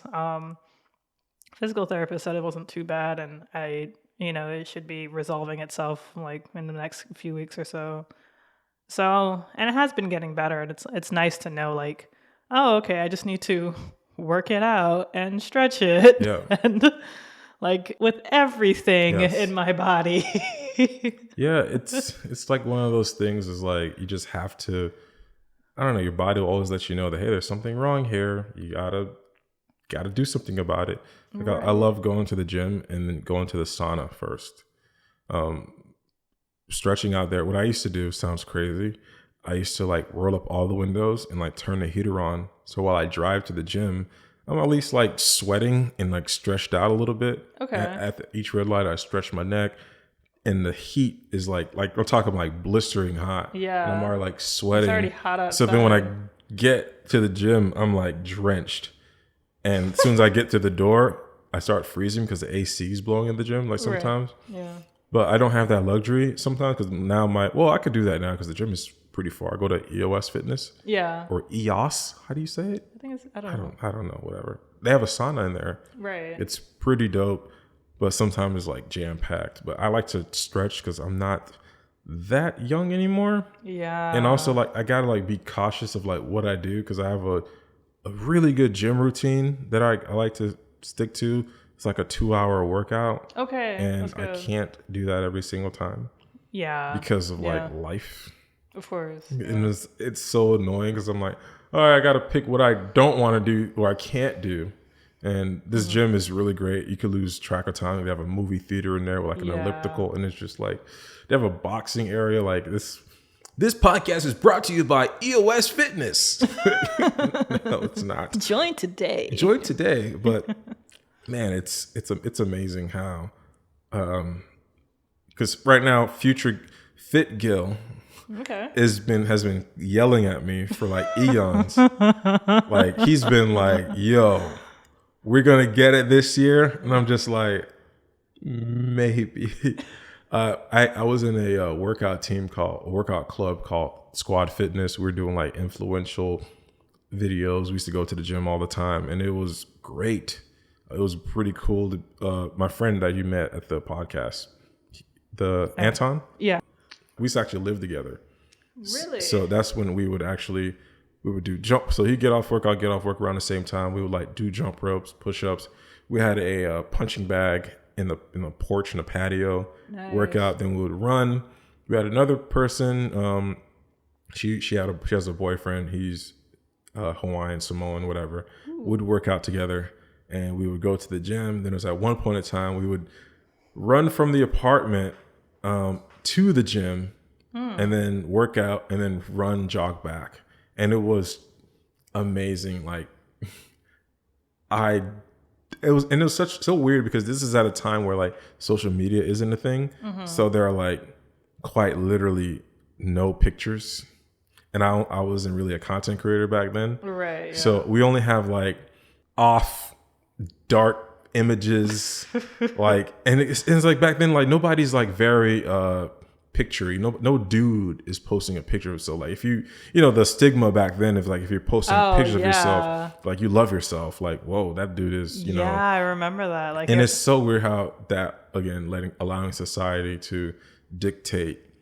Like my wife is saying, like, man, I remember back then, like you guys were working every day, like you had a different body, and I was like, yeah. She's like, why didn't we take pictures? Me and my wife, when we were dating, we have like no couple pictures up until 2013. Well, we got married in 2012, but like from 2009 to like 2011, we have like maybe 8 photos. Wow. And we never like did any the cute photo picture thing. Yeah. So it's just so weird. And like my friend, we lived together. And I found like a photo on Google Photos of me taking a picture of him like squatting or doing something to fix a Nintendo Wii because we were playing Smash or something. And I was just like, what? Where is this? And it's like our first apartment. And it's so crazy how like we don't have any pictures like at all. It's weird. And now it's like everywhere you go, you take a selfie. Like everywhere you go, you take a video or do something. And like back then, we used to go to every anime convention together. Oh, cool. And it's like maybe 2013, that's when we started like, let's all take a group photo. And but it's, I don't know. We do weird stuff to get approval of like society. Yeah, no, that is so true. Yeah. I remember those days vividly, like how you just, I rarely take photos now. Like I gotta get better at that. And like actually sharing them because I'm like, yeah, I'm gonna, like every year I tell myself that. It's like, I'm gonna, like take, do like Instagram stories and, actually record myself. And I'm like, let me just share this meme as the story. Yeah. There's like so many things, but there's like sometimes you can't really share because it's kind of private. So thank God there's like close friends on Instagram and close friends on Twitter because sometimes like you don't want to share, but you want to let your friends or family know what you got going on. Yeah, true. But you don't want to share it to the public. So that's like a thing. And I've been doing that recently because it's like, I don't really, like the client photo shoots that I've been doing, they're not like anything noteworthy. Not that they're, ugly or lame. It's just, I don't feel like they're something to share on social media, especially like private family photos. Like, of course. Is that John from like marketing? No, you can't really post those. Those are his family's pictures, and it's just weird. No, I agree. Yeah. But I do want to ask this last question because I feel like I learned like just like so much about you and how you're like piecing everything together from like when you were like a kid to now, and like how everything is just added up to who you are today. One thing I wanted to ask is like, you are a content creator, you are a photographer. Like, what were like the defining moments or events that made you realize, holy shit, that I am this?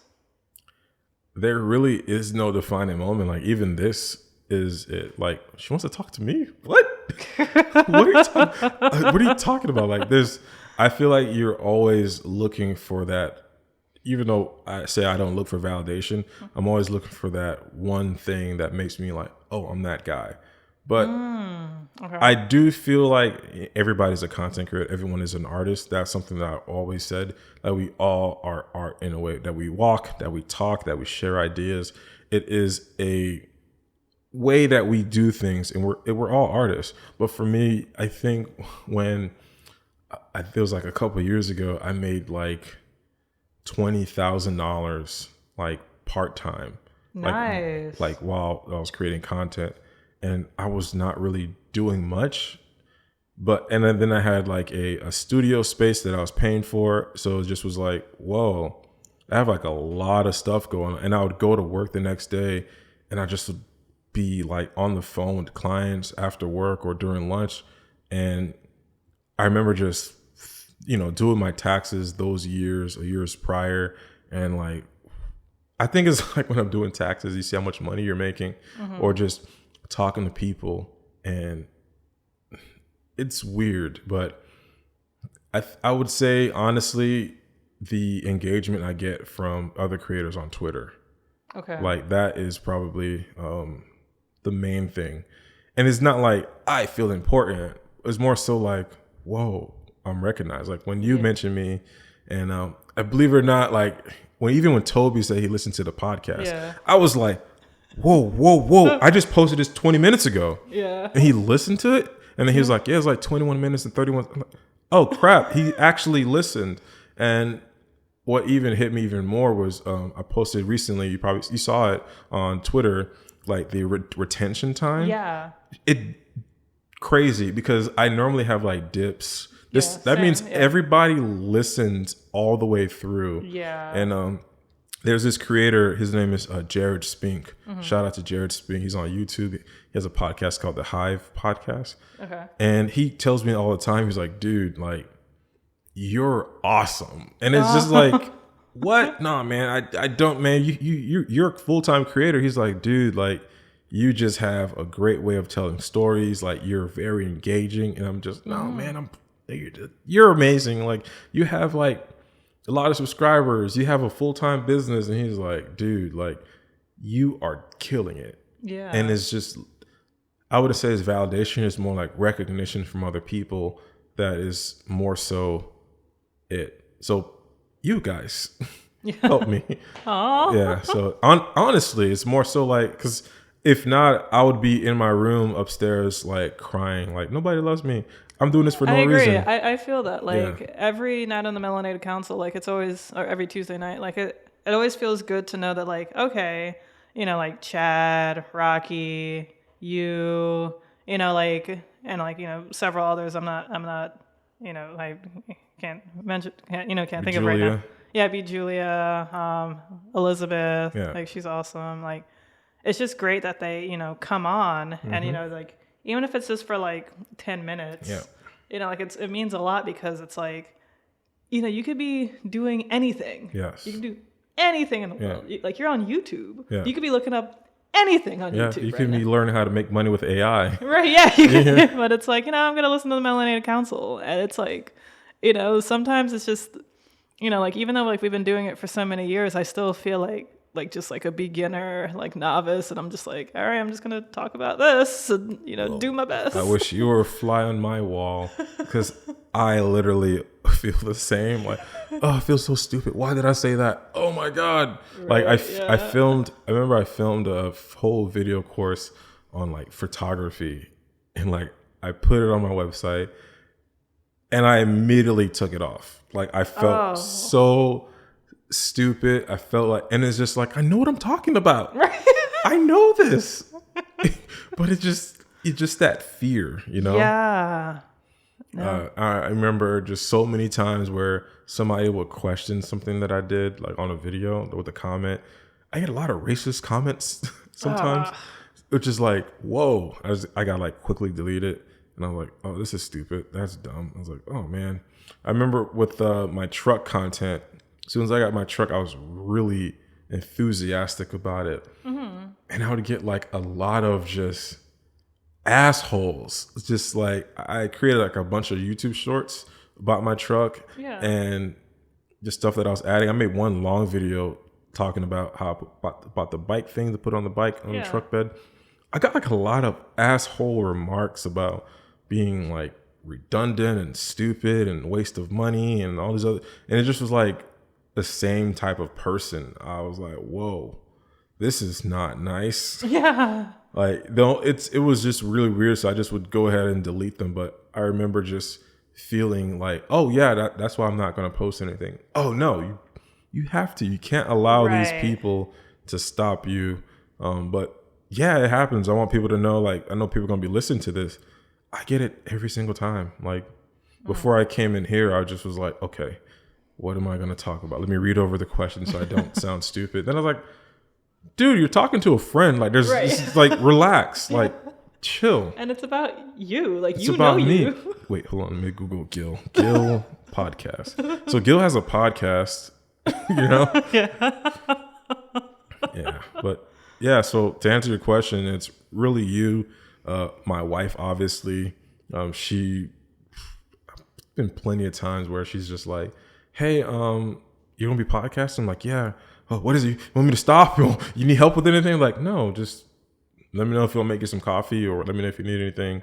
I'll be downstairs, whatever. And I'll just be like, oh yeah, support. I forgot what that is.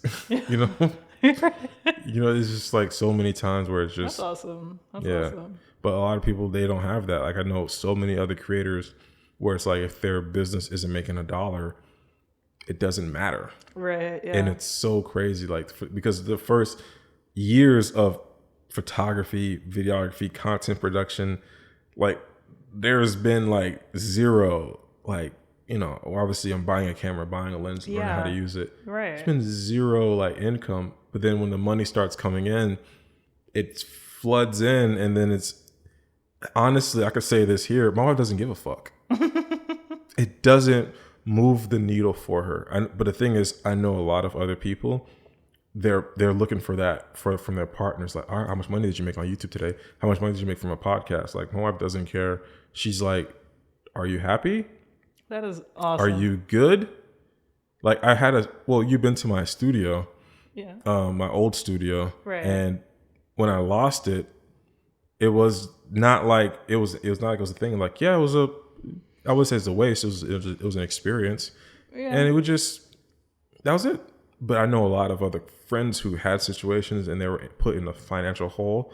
But the thing is, like, if you're not financially responsible and you don't have like a safety net, it might be a disrupt to your relationship. Right. Yeah. But I'm just so lucky that my wife and I we're good. We're in a good space, and we have a really good communication.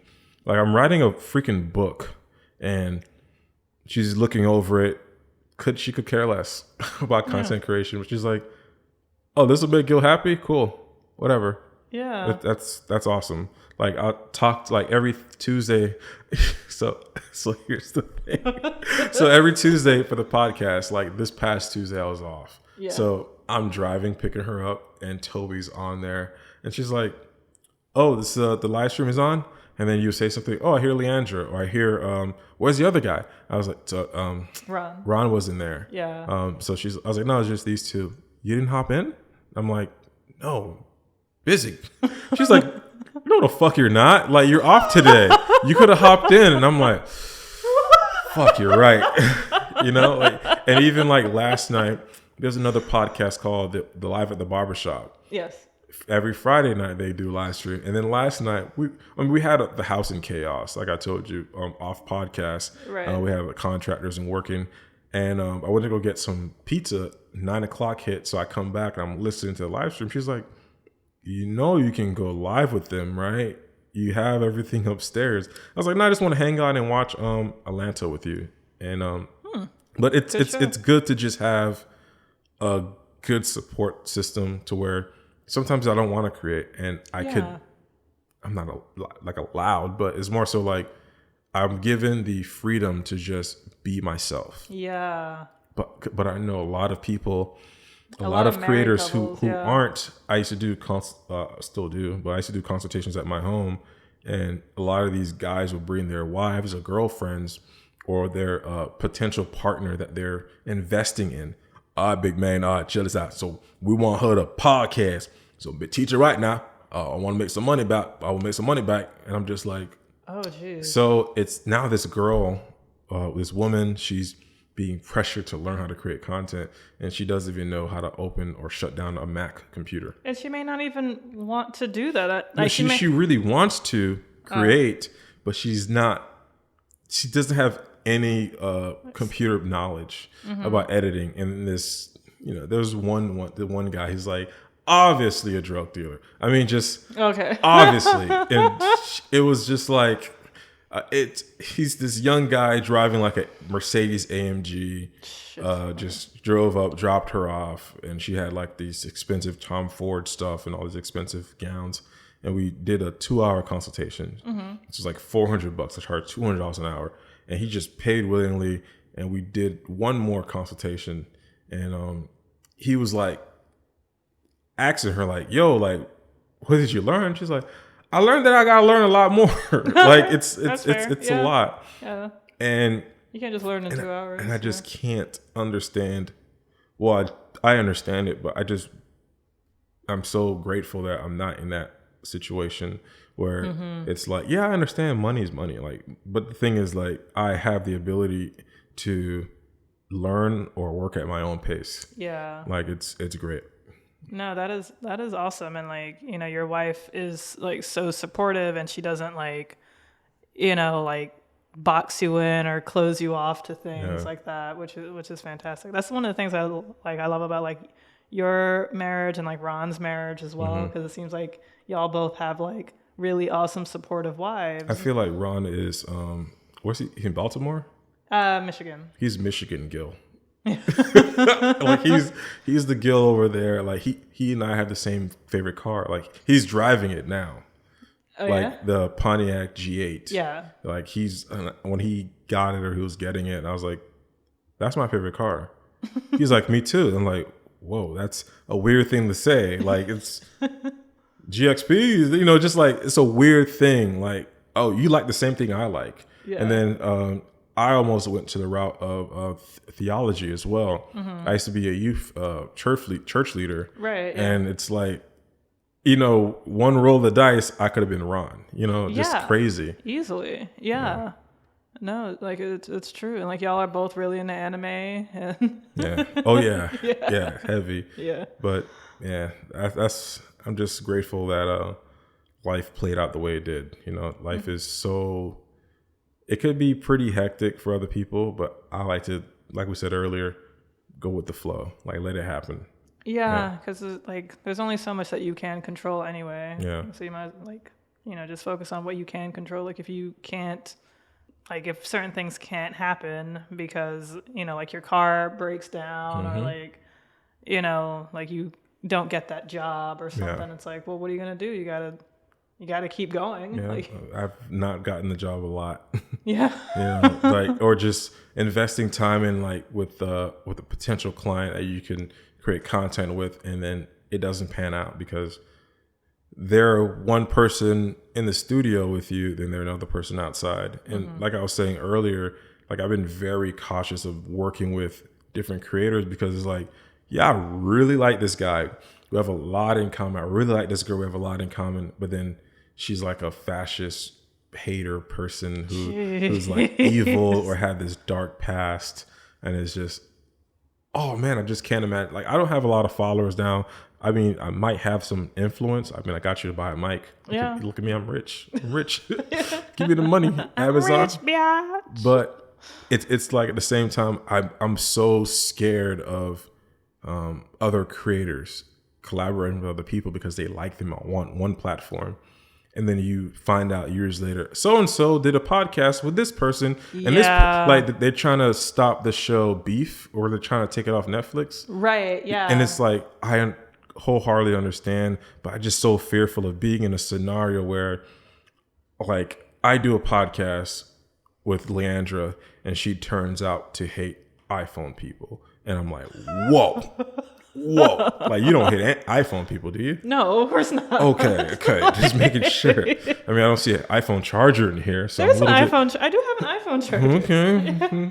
Maybe that's what you use to, like, kill people. Kill iPhone people? Like, come here. I have an iPhone charger. Oh, great. I needed it. I feel so safe here. On the news today, we have one iPhone user again missing. Later at 5. You know, just one of those things you just have to see for yourself. And for me, like, before I work with anybody, I'm like doing a deep dive. I didn't do a deep dive on you because I just, like, if it's a friend, I feel like it's creepy. Like, I have this weird policy where it's like, I'm not going to deep dive on a friend. That's creepy. But if it's like a business or a brand, I'm like, or like a potential client, I'm going to do a deep dive just to see who have they worked with before. Mm-hmm. And if you go on my website, guildormeus.com/consult or forms, I have a list. Like, if you're doing consultations with me or if you're wanting to hire me for my services, I ask you, who have you worked with before in the past? Names, Instagram page, or whatever, because it's 2023. If you're creating content, you worked with somebody before. Yeah. I just want to know, like, what was your experience with that person? Like, was she slow? Was she fast? Did he have great tools? Like, what did you not like about her or him? Like, what happened? That way I can better serve you. Because if you're saying that, yeah, she basically uses Android, I don't like green text. Oh, great. Well, I have iPhone. It makes sense. I understand why that might cause some friction.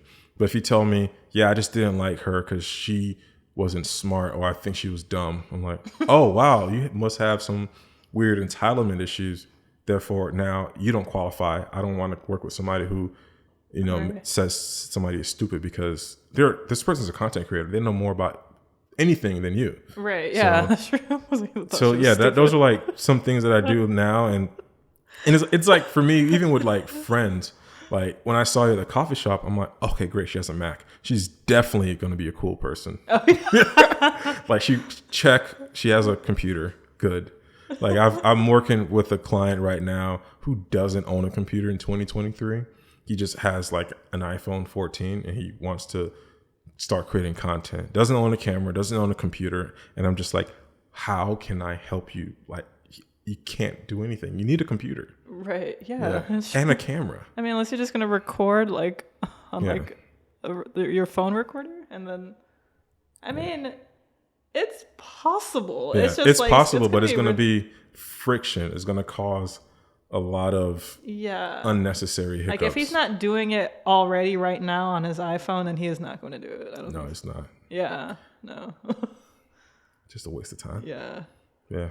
Like, it'd be dope if he was like, yeah, I'm just like a cell phone content creator. I just use my cell phone. Which you can be. It's absolutely. Yeah. And if he just wants to specialize in that, it's like, oh, check out the things I've already done. Mm-hmm. But if it's like he has nothing, then. Yeah. Oh, yeah. Yeah. But. Yeah, no. This was a great episode. This was an awesome conversation, Gil. I would love to have you on another time. Would you want to come on my podcast? Absolutely. Okay. Yeah. Great.